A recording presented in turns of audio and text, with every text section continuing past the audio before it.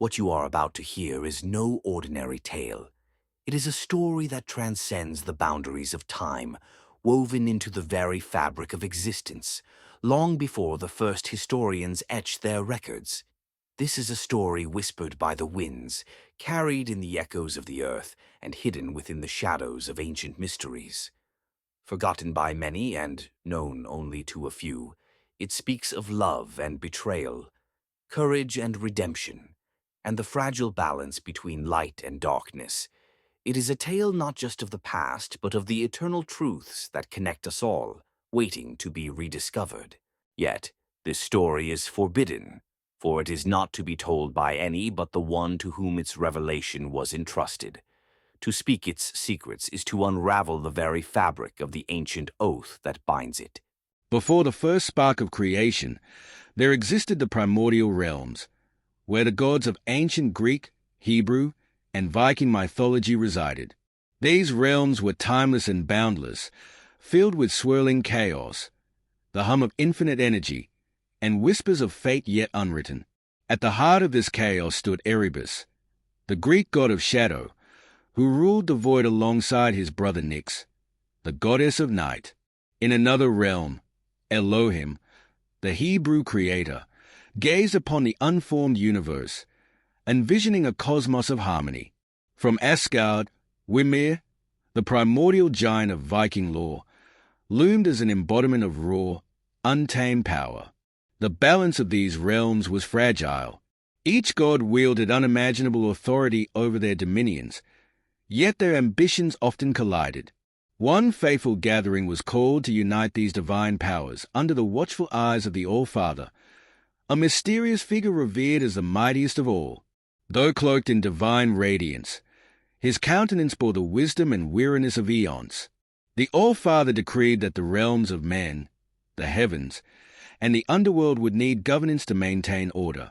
Thus, alliances were forged, uneasy and fraught with tension.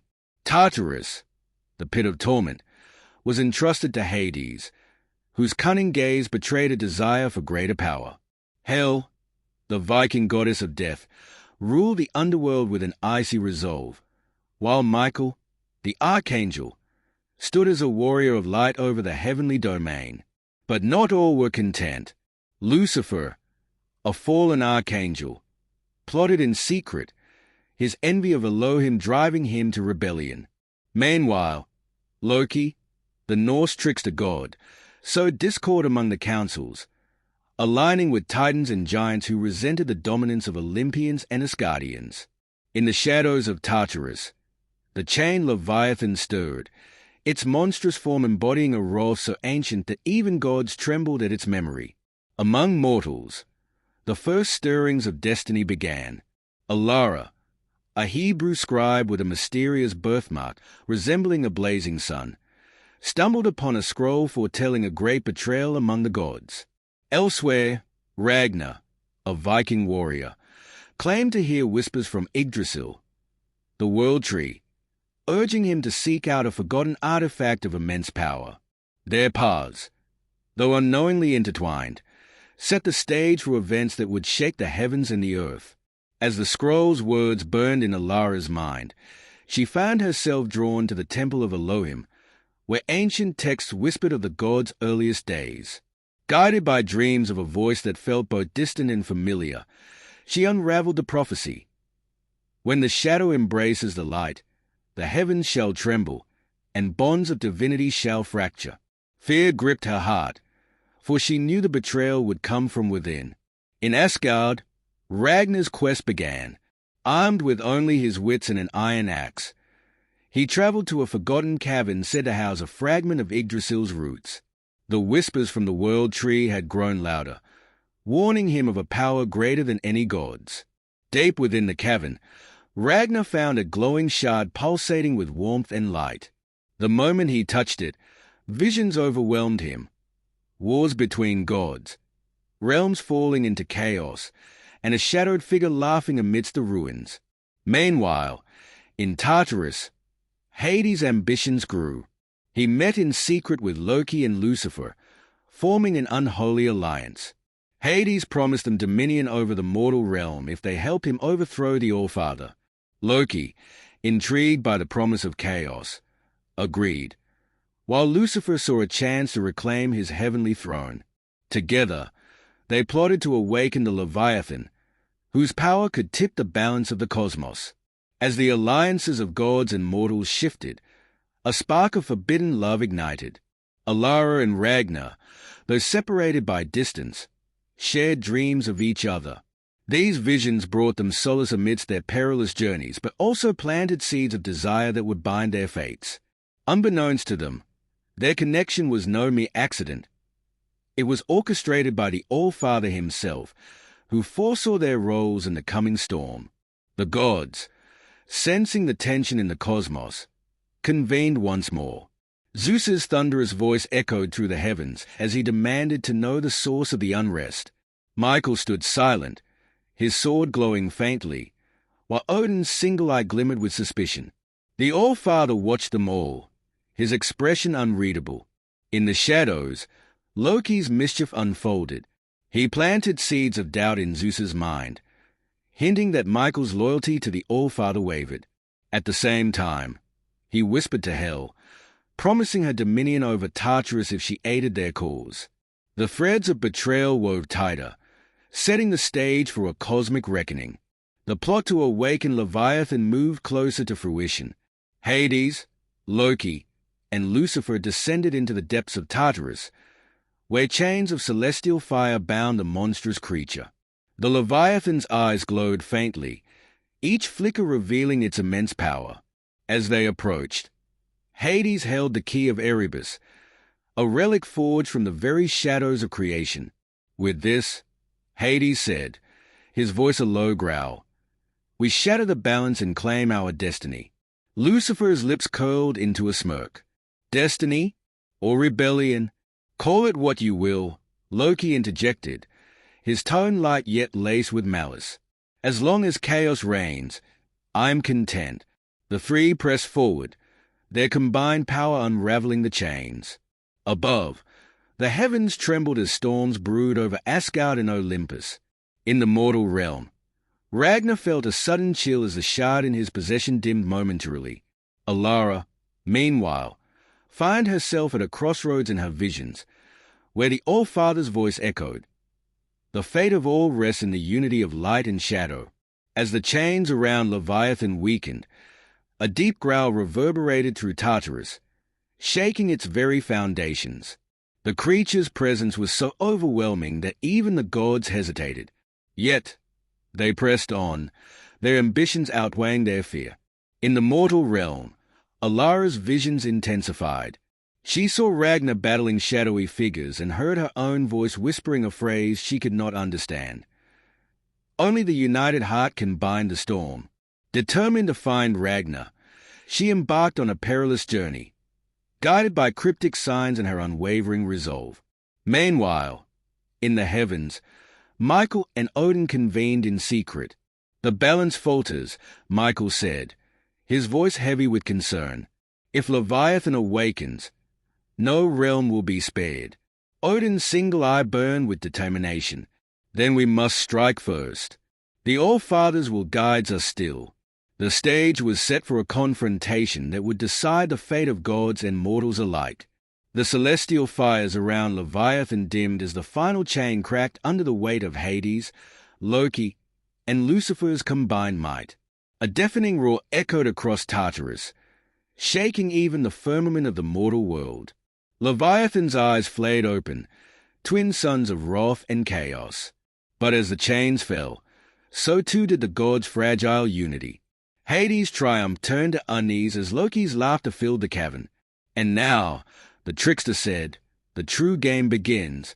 From the shadows, a fourth figure emerged. It was Hel, her icy gaze locking onto Leviathan. "This power will not be wielded by fools," she declared, raising her frost-covered staff.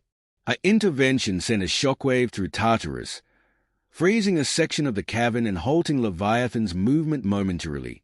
Hades' fury ignited, and the two clashed in a flurry of dark magic and frost. Above, Alara's journey brought her to the gates of Asgard. Her arrival was greeted by Valkyries, their silver armor gleaming under a stormy sky. Ragnar, drawn by the shard's unyielding pull, entered the sacred hall of the All-Father. Around him, the air thrummed with ancient power, each step echoing with the weight of destiny. From the depths of the cosmos, the ancient realm stirred as the balance of power teetered on the edge of destruction. Leviathan, the primordial force of chaos, was free, and its release echoed through the realms like a storm of cataclysmic proportions. The gods, scattered across their domains, felt the ripple, a clarion call that the ancient rivalry was about to reignite. On the golden peaks of Olympus, Zeus watched the unfolding chaos with a grim expression. His thunderbolts, usually symbols of his absolute authority, trembled in his grip. Beside him stood Athena, her armor gleaming, her wisdom sharper than ever. The Titans were but shadows of this monstrosity, she murmured. If Leviathan marches, Olympus will burn. Zeus nodded. Summon the council. We must align with the other realms, or we face annihilation. As the gods of Olympus assembled, Hermes, the swift messenger, returned from Asgard with dire news. The Aesir prepare for war. Odin claims the release of Leviathan is a Greek ploy to destabilize the 9 realms. Fools, growled Ars, the god of war. They should join us, not fight us. Athena silenced him with a glare. War between us will only hasten our doom. Turning to Zeus, she added, we must parley with Odin. In the grand halls of Asgard, Odin convened his council. Thor's hammer, Mjolnir, crackled with lightning as he paced. Leviathan's release cannot be ignored, he said, but I do not trust the Greeks. Frigg, Odin's queen, placed a calming hand on his arm. The threads of fate do not weave a simple pattern, my son. Perhaps they are as desperate as we are. Loki, standing in the shadows, smirked. Desperation often breeds betrayal. Yet, if they fall, we face the beast alone. Perhaps an alliance, for now, would be wise. Odin's single eye, blazing with cosmic knowledge, turned to Loki. And what would you suggest, trickster? A summit, Loki proposed. Let us gather on neutral ground and decide the fate of the realms together. We cannot afford division. Odin considered this, then nodded.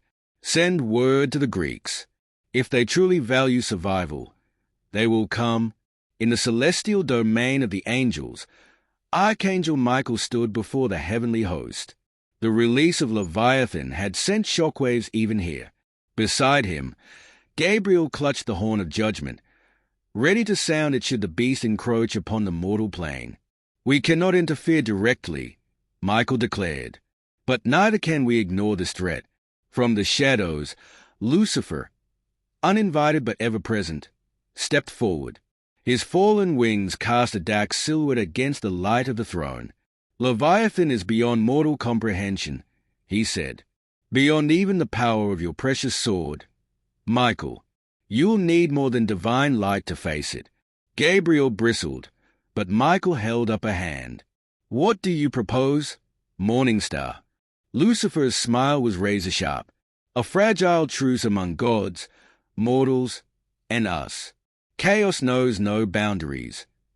Neither should our resistance. Reluctantly, Michael nodded. Then we will watch and wait. But mark my words, Lucifer. If you seek to turn this to your advantage, I will end you. Lucifer's laughter echoed as he faded into the shadows. Oh, dear brother, I wouldn't dream of it. Meanwhile, in the realm of men, Alara and Ragnar stood before the gates of Asgard. Their journey had brought them to the heart of divine politics, but their mission was clear. They bore the shard of the binding stone, the only artifact capable of sealing Leviathan once more. Ragnar, a warrior hardened by battle, turned to Alara. Do you trust these gods? They play their games while the world burns. Alara's gaze was steady. We have no choice. The shard's power can only be wielded by the united will of the realms. As the gates opened, they were greeted by Thor himself. The thunder god's presence was imposing, but there was a glimmer of respect in his eyes. "Mortals with courage," he said. "Perhaps you are what we need to end this madness." Together, they entered Asgard, the fate of all existence resting on their shoulders. The summit was about to begin, and the clash of gods would determine the future of creation itself. The chosen meeting point was the roots of Yggdrasil, the world tree. Its massive tendrils stretched across realms, connecting every corner of existence. Under its ancient canopy, representatives from Olympus, Asgard, and the celestial heavens gathered. The air thrummed with tension as the leaders of each faction took their place around a central stone altar. Zeus, with Athena at his side, glowered at Odin, who stood flanked by Thor and Loki. Michael descended in a blaze of divine light, his wings spread wide, while Lucifer appeared in the shadows, a smirk playing on his lips. Alara and Ragnar stood at the edges, unnoticed but holding the shard that could tip the scales. Odin spoke first, his voice resonating like rolling thunder. "We gather here not as friends, but as survivors. Leviathan's release threatens us all. We must act." "And who unleashed it?" Zeus countered, his tone accusatory. "Was it not the arrogance of the Norse?" Thor's hammer struck the ground. "Watch your tongue, Greek." Athena stepped forward, her voice calm but firm. "Blame will not bind the beast. We must focus on a solution." Michael raised a hand. "Enough. Leviathan grows stronger with each passing moment. We need a unified front." Lucifer chuckled. "A pretty sentiment. But unity among us? Unlikely." It was then that Alara stepped forward, her voice cutting through the discord. "Enough? While you squabble, the world crumbles. We have the shard of the binding stone, but its power requires all of you to wield it together." The gods turned to Hay, their expressions a mix of surprise and disdain. Ragnar joined her, his hand resting on his sword hilt. "You call yourselves protectors, yet you act like children.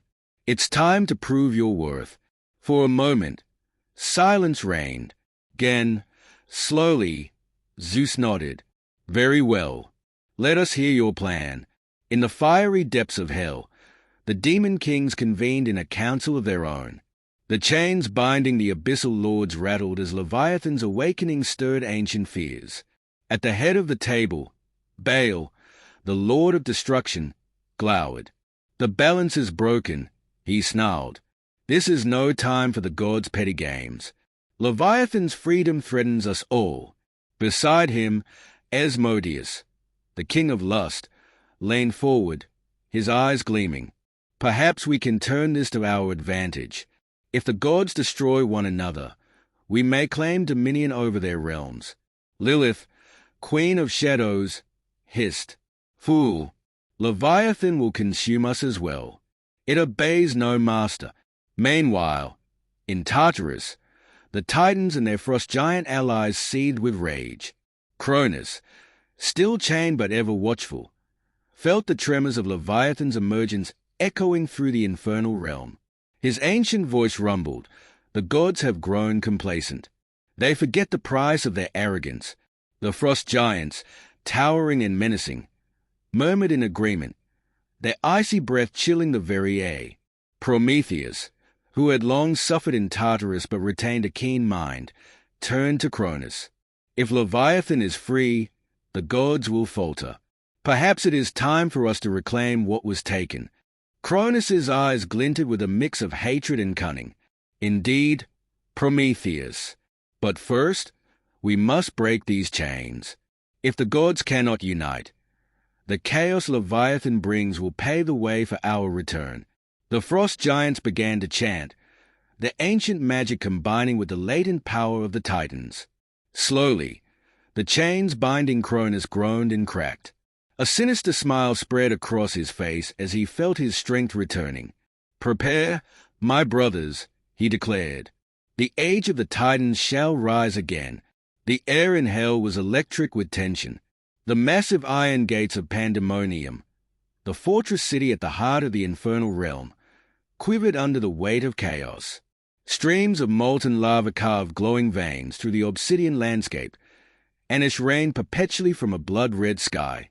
The release of Leviathan had rippled through the fabric of hell, awakening a mix of dread and opportunism among its denizens. In his throne room, Belial, one of the demon kings, leaned forward.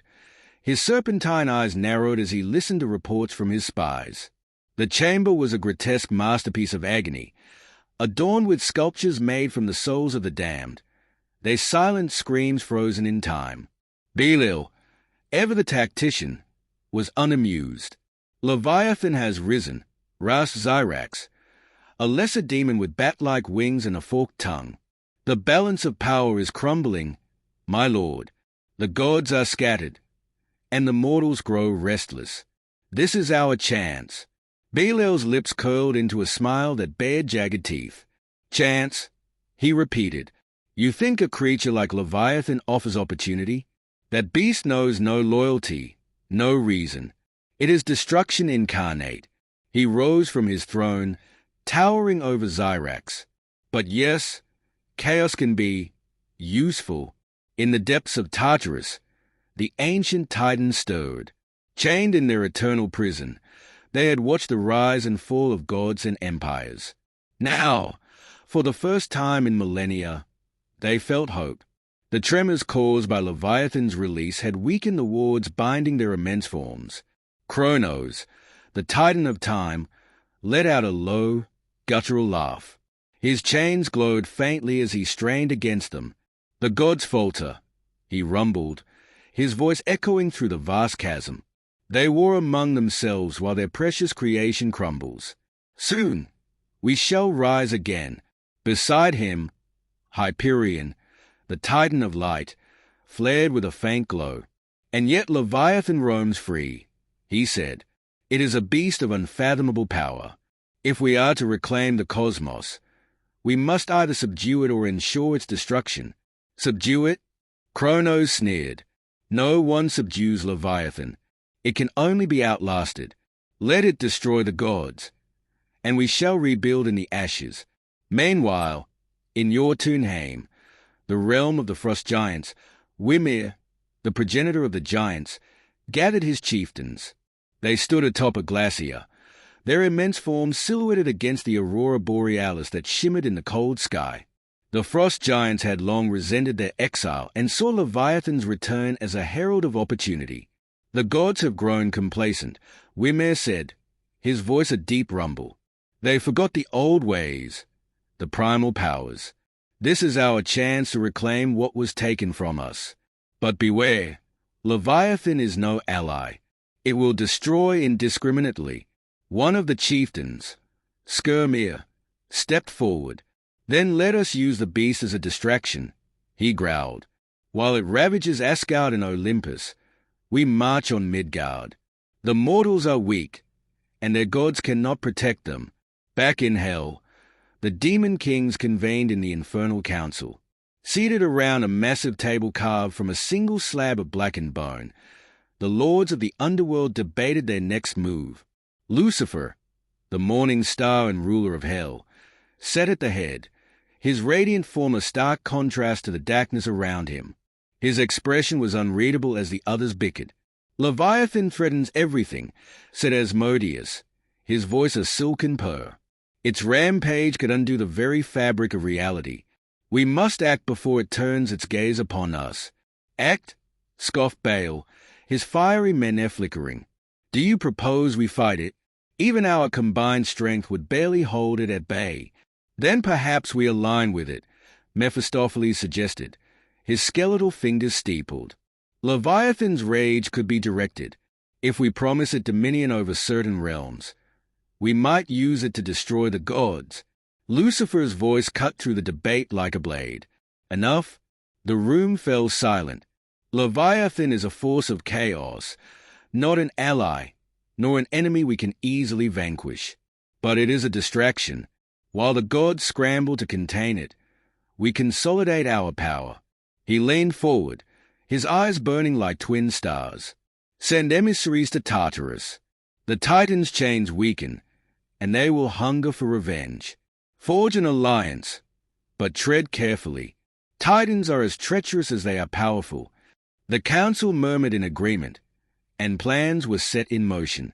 In the shadows of pandemonium, demons sharpened their blades and prepared their spells.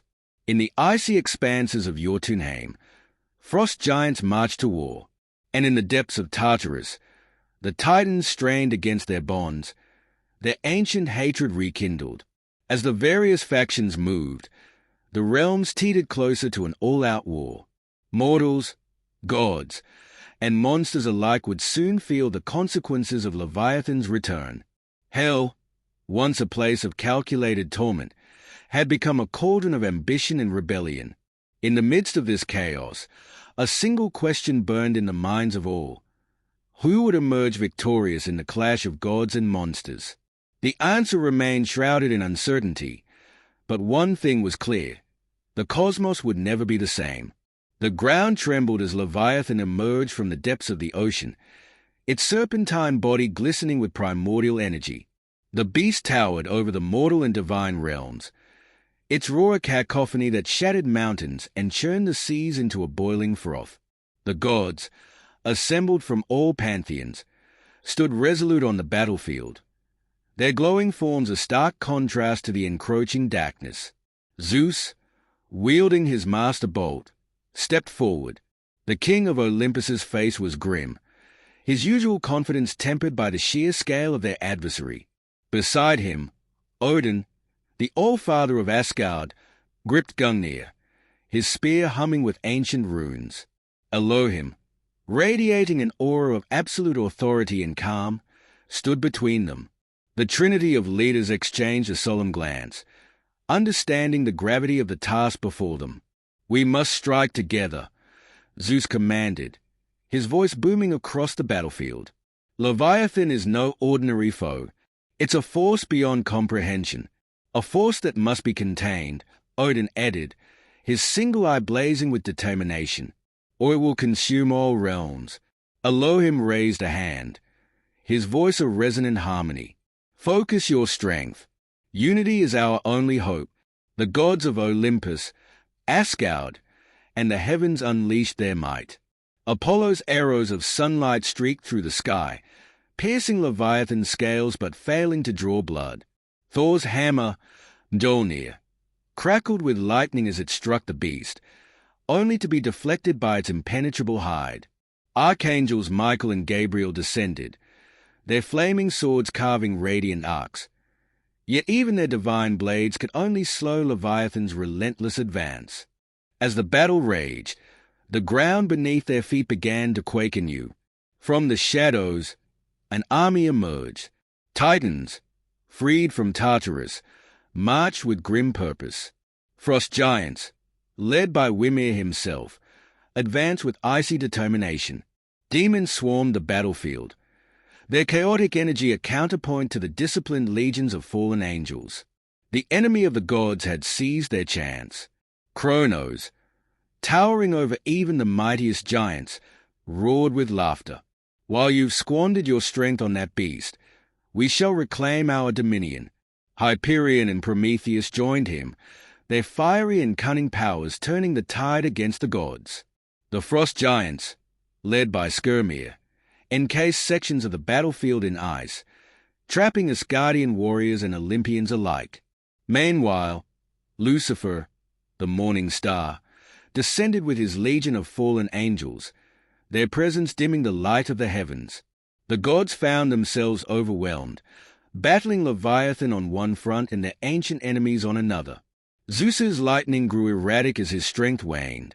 Odin staggered under the onslaught of frost magic, and Elohim's shield flickered as he bore the brunt of Leviathan's wrath.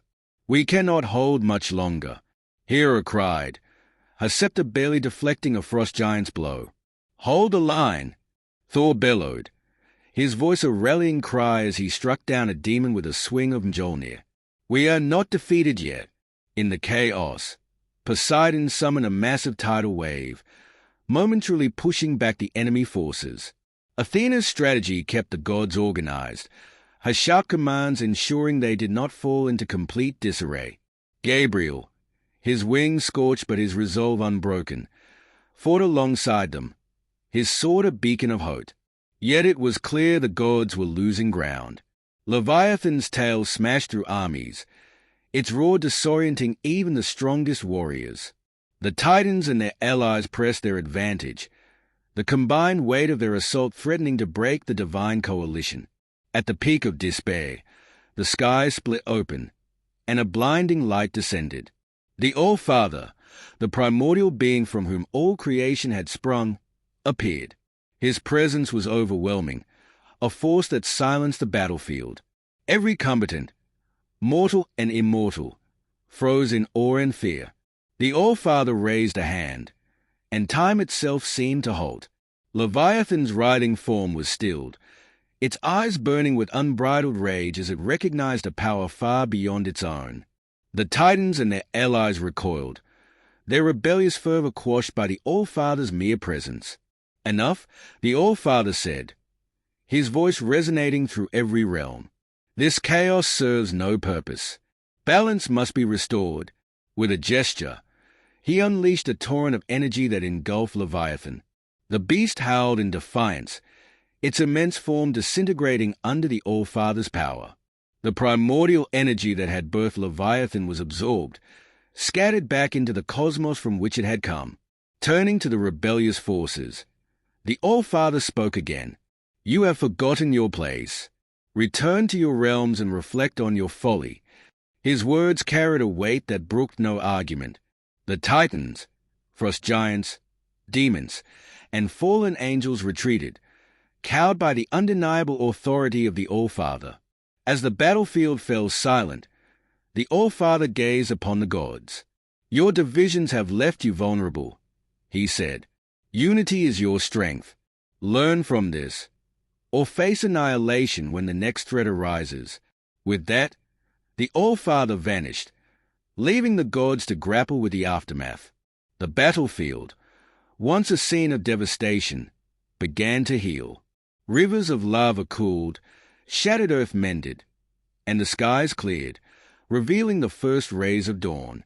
Zeus, battered but unbroken, turned to Odin and Elohim. We owe him our survival, but he is right. We must stand together. Odin nodded solemnly. Let this be a lesson. Never again shall we allow our pride and divisions to endanger the realms. Elohim extended a hand, his expression calm but resolute. Then let us forge a new covenant, one that ensures the strength of all pantheons. The gods agreed. They shed ordeal, forging bonds that transcended old rivalries. They returned to their realms to rebuild, determined to prepare for whatever challenges the future might hold. And as the first council of united gods convened, a sense of hope began to stir, fragile but enduring. The judgment hall, a celestial chamber of unspeakable grandeur, loomed over the realms, suspended in a radiant void of starlight and cascading ethereal clouds. The throne of the All-Father dominated the space, an imposing seat crafted from celestial fire and primordial stone, radiating authority that made the cosmos tremble. Beside him stood Elohim, his visage calm yet inscrutable, a reflection of divine wisdom. Zeus, his thunderous presence exuding raw power. And Odin, the All-Father of Asgard, his lone eye glinting with ancient knowledge. The air was thick with anticipation as every god, angel, and divine being took their places. On tiered platforms of shimmering light, the angels sat, their luminous forms aglow. Archangel Michael, his sword sheathed but humming with restrained power, stood at attention, a sentinel of unwavering loyalty. The gods of Olympus and Asgard occupied their thrones, their faces a mixture of stern resolve and quiet introspection. Before the assembly, shackled by chains forged in the heart of dying stars, stood the accused, Lucifer, the fallen prince, his once radiant wings charred but his pride undimmed. The demon lords, their monstrous forms radiating suppressed malice. The frost giants, their massive figures looming like glacier. And the Titans, their elemental might now subdued. The Leviathan's defeat had united the gods, but the betrayal and opportunistic assault during the battle demanded recompense. The All-Father rose, his presence silencing the murmurs and shifting gazes. When he spoke, his voice resonated through the realms, shaking the very fabric of existence. You, who stand accused, have sinned against the divine order. In a moment when unity was required to thwart annihilation, you sought to divide, to conquer, to extinguish hope. Such treachery demands judgment. Lucifer stepped forward, his defiance unbroken. Treachery, he sneered, his voice honeyed with sarcasm. We merely seize an opportunity the gods themselves presented. You, who claim righteousness, are no strangers to war and bloodshed. Are we truly the only guilty ones? Michael's hand tightened on his sword, and the murmurs among the angels and gods grew louder. Zeus's thunderous growl interrupted the growing discord. You speak out of turn, fallen one. This is not your court to command. The All-Father raised a hand, and silence fell once more. Lucifer speaks truths wrapped in lies, yet his deeds and those of his kind are undeniable. Judgment must be delivered, harsh though it may seem. Elohim's voice, calm yet unyielding, carried the weight of infinite wisdom. The fallen angels, who once sang the songs of creation, have turned their harmony into discord. For your betrayal, you are condemned to the abyss, a realm devoid of light, where even the memory of creation fades. There, you will endure the endless echo of your fall. Michael stepped forward, his sword igniting with celestial fire. He pointed it toward the demon lords. To you, who revel in chaos and destruction, the abyss shall also be your prison, but your torment shall be unending flames, a reflection of the devastation you sought to unleash. The frost giants, their cold visages unyielding, were addressed by Odin, your kind, who betrayed Asgard and sought to subjugate the realms, shall be bound in Niflheim. They, the eternal frost you wielded as a weapon, shall consume you, rendering your strength into naught but ice and shadow. Zeus turned his gaze upon the Titans. You, who sought to reclaim dominion over the cosmos, will be returned to Tartarus. The pits of torment will forever remind you of the folly of challenging Olympus. As the punishments were decreed, the accused erupted in protest, their voices a cacophony of defiance and despair. Lucifer's laugh rang out, bitter and mocking. You think your punishments will break us?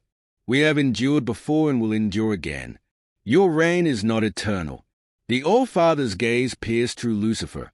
Your defiance is hollow. The punishment is not merely for vengeance but to restore balance. Order must prevail. A tense silence followed as the assembly absorbed the severity of the decrees. Then, from among the gods, murmurs of dissent arose. Aphrodite's voice, usually filled with charm, now carried an edge of concern.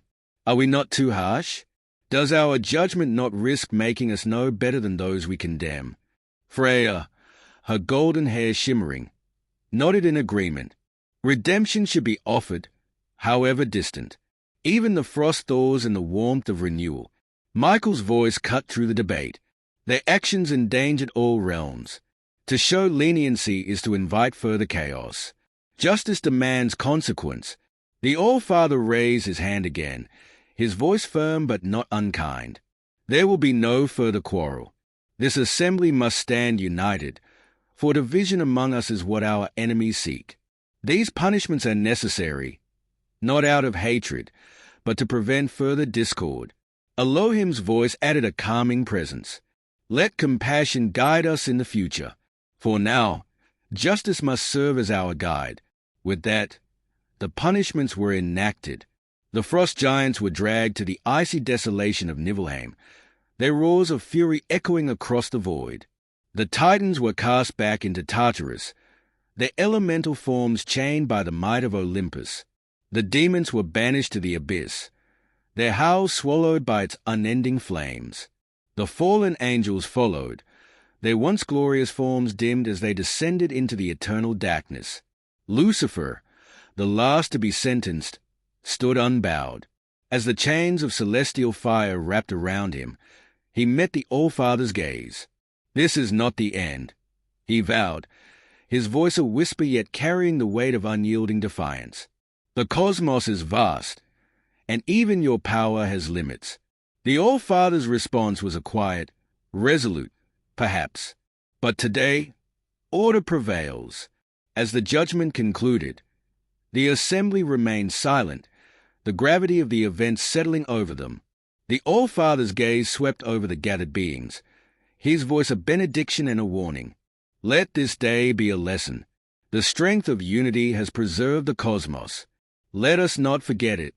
The gods and angels departed, their hearts heavy but resolute. The realms were scarred but not broken, and the promise of unity remained a beacon in the aftermath of chaos.